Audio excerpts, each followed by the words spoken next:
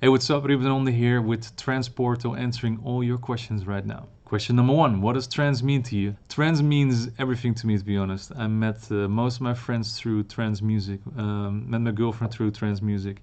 My whole life evolves around music, and especially trance music, whether it's the radio, whether it's making music myself, whether it's streaming, everything just evolves around trance music. So it means the world to me, just in short. The world is about to end. You're organizing the last ever party. Which DJs would you book to play? That's a good question, actually. Which DJs would you? I would book my friends. You know, like the guys that I tour with, the guys that play on the statement nights, for example, and those are the people that are the dearest to me. So if the world needs to end, it's best to have your friends around you. So yeah, I would definitely book the statement guys to join on these apocalypse night. I hope that's not gonna come soon, even though the world feels a little bit like it. But yeah, that would be it. What is my greatest fear? That's another good question. I don't really go with a lot of fears through my life.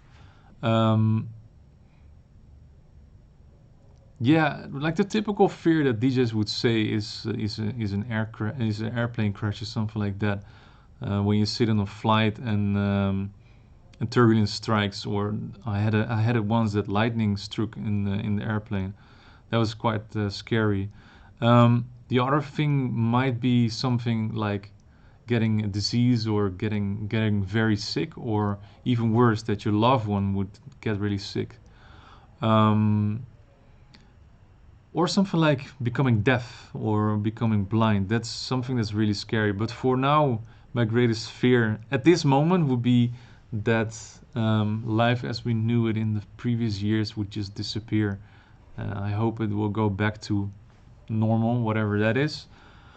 Yeah, and that we just could live in health and be happy with everything that we do. What is my earliest memory? One of my earliest memories has to be when I moved for the first time, when I was 3 to 4 years old, when I moved from a small little village called Bergambacht in the Netherlands to Gouda. That's where I grew up my first years of my life. And I vividly remember going to see the school where I was going to for the first time. So I would say when I was about 3, 4 years old, that's the earliest memory that I have. So it's kind of weird, right? That you don't remember anything else before that. Have you ever said I love you and not meant it? Absolutely not. I'm not really someone that just spreads out that I love a person, or no, absolutely not. I would never say that. Even if you say to a crowd I love you guys, then it's still that you love them, that you shared a big moment with them. But I would never go about and say to a person that, yeah, I don't love you. That's the weirdest thing. What is my guiltiest pleasure? My guiltiest pleasure, wow. Most likely playing computer games. Like, I really enjoy playing PlayStation games. For the one that I played the most in the recent years was Destiny.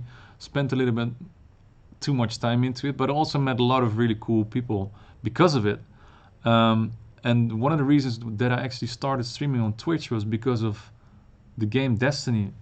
It started 6 years ago, and that's also the moment that I started watching Twitch on computer, and also started streaming at a certain point 5 years ago.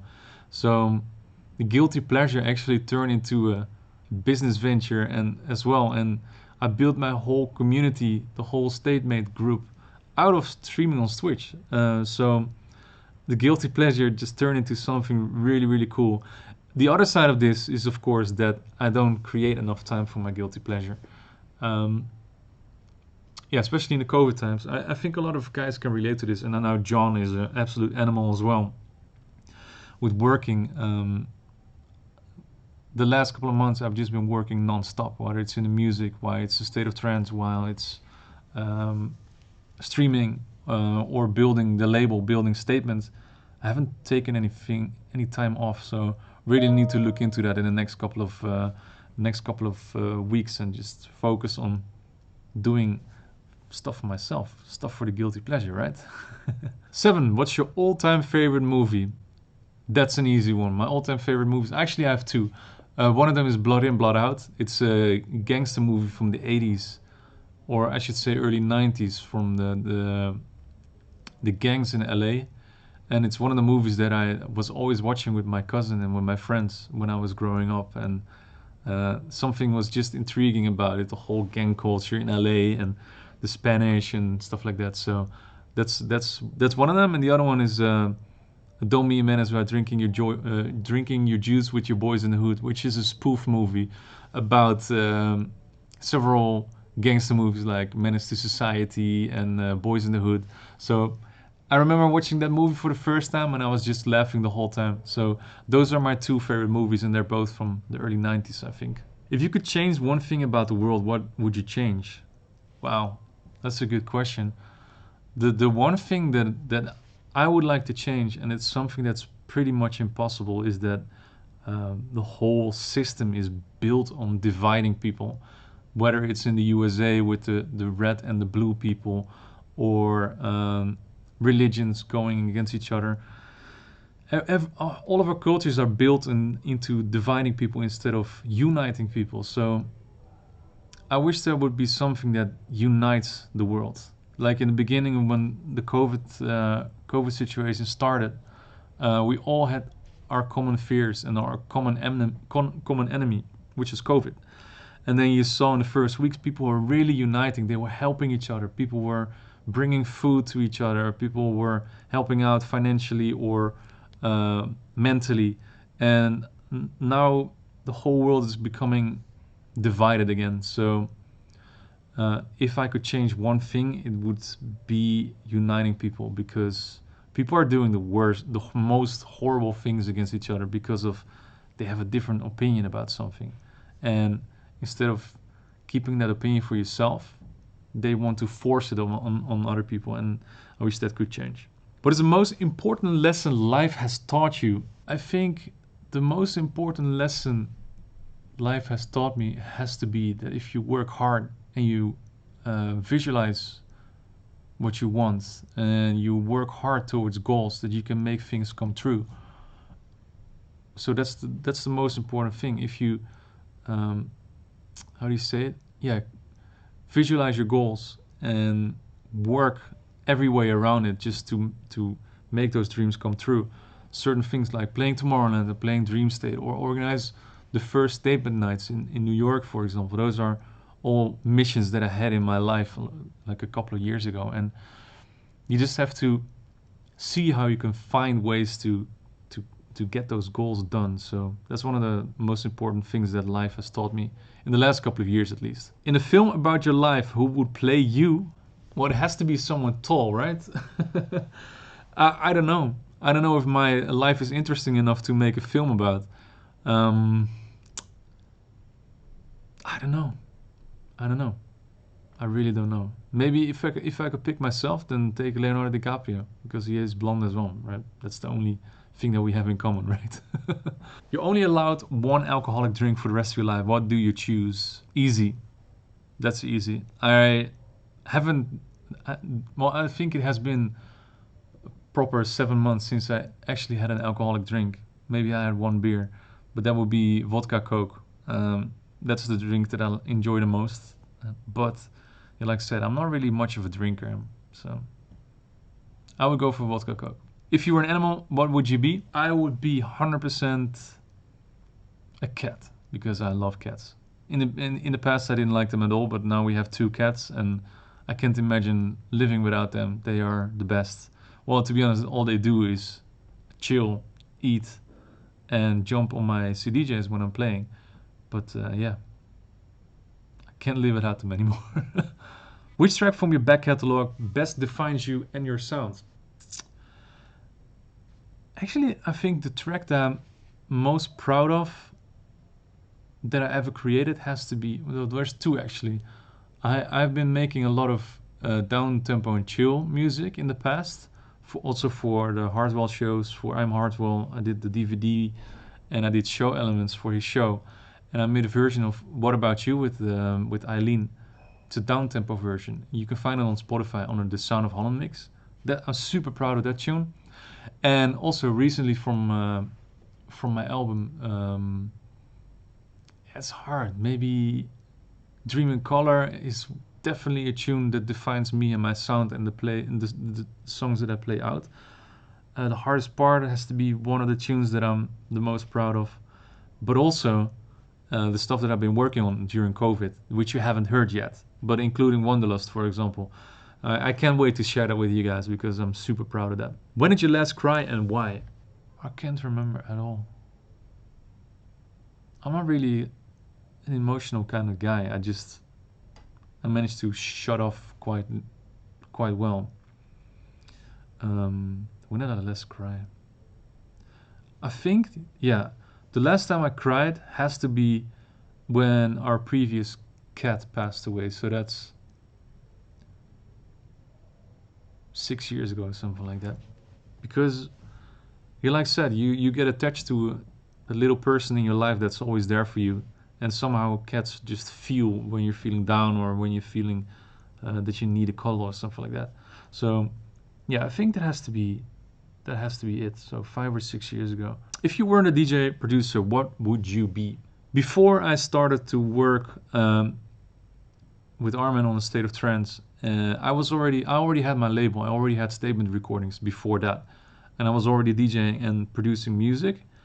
But at that time, I was working at Heineken, the beer brewery, and I worked at the leisure and events department. And I was having a great time working there, to be honest. I had fantastic colleagues. I was working at the most amazing festivals like DEF CON, Dance Valley. So that was actually a really cool job, and I probably still would have worked there if Armin and Michael didn't come in and say, "Hey, guys, can we snatch Ruben from you so he can work for us?" And the people at Heineken were really cool about it. And yeah, that's already in 2006, so time flies, right? What is your favorite country to travel in? That's a good question as well, because I feel that the world has become like one big country, to be honest, to me. What I really enjoyed, I have to be honest, is that in 2019, so last year, I did a massive tour in China, traveling to a different city every single day.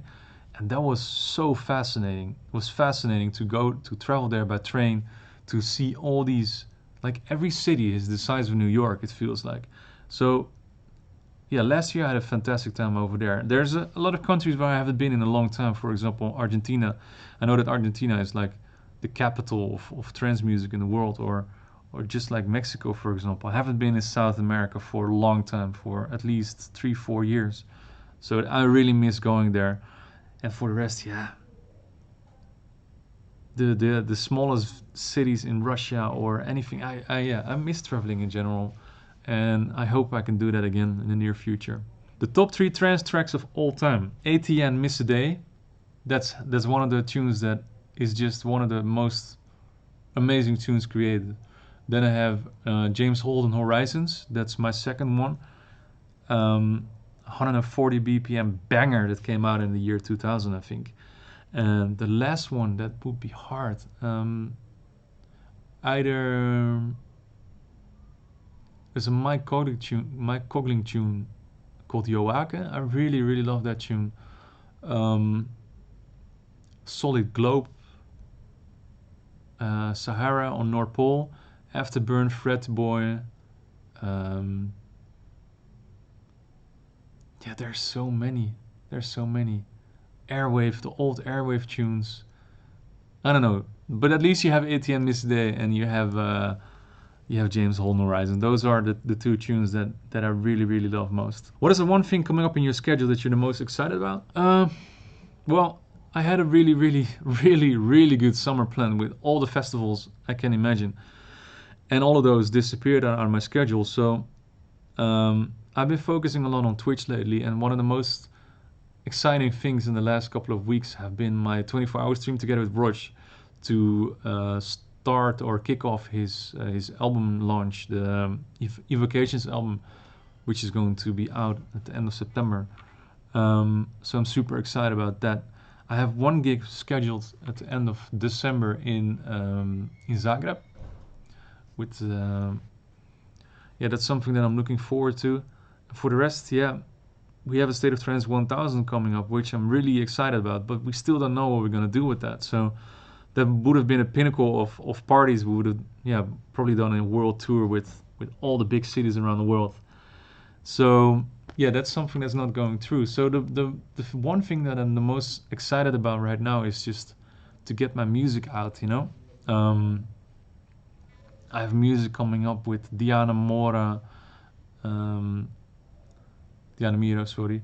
I have with that girl, I'm working on 2 tunes. There's just a lot of exciting musical stuff, but yeah, you not get to play them outside of your studio. So if you want to see those, make sure to come to my Twitch channel, twitch.tv/Ruben De Ronde. And in the meantime, we keep on working with statement music and bringing you, you know, little happy moments wrapped in music. So that's the aim for the near future for now. A final message for the dedicated trance fans on the Tranceportal. Well, first of all, a massive thanks for this interview. I've been wanting to do this for a long time, so it's really nice to jump on this and do this for you guys. I want to thank you for all your support. Yeah, it's weird times, you know. So I've been working hard also with the team of State of Trance, and of course with all the people that are involved in Statement, to get you through these dark days as much as we can. And by doing that, we also get a lot of amazing feedback and energy from you guys. So you're really pulling us through these hard times as well. And I'm pretty sure that the near future we're gonna have great parties again. We can party together again. We can touch the lasers again together at a certain point. So my message to you is to show the love, unite through music, and I hope to see you somewhere, either on my stream or a State of Trance, or just send me a message. You can always reach me. I always try to reply. Otherwise, discord.gg/Ruben De Ronde. You can chat in there as well. And that's it. Ruben De Ronde out. Bye-bye.